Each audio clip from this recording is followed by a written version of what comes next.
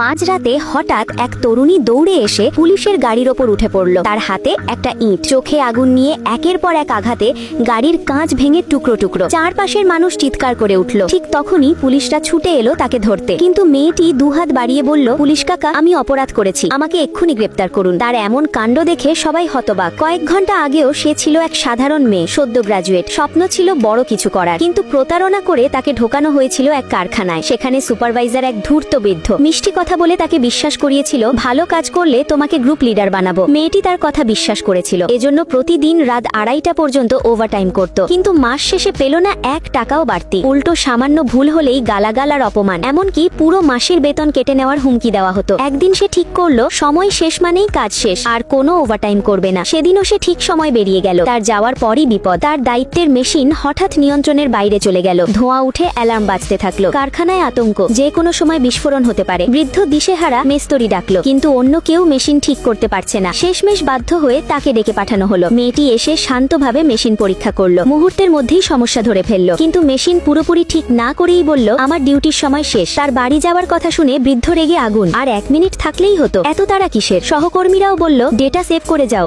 1 minute লাগবে। মেয়েটির চোখে তখন জমে থাকা সব অপমানের আগুন। 1 মিনিটের কাজেরও তো দাম নেই এখানে। বৃদ্ধ হুমকি দিল, কথা না শুনলে বেতন কেটে নেব। এই কথায় মেয়েটি সরাসরি মেশিনের পাওয়ার বন্ধ করে দিল। মুহূর্তে সবাই স্তব্ধ, কারণ ডেটা সেভ না করার কারণে পুরো কাজ আবার পুনরায় শুরু করতে হবে।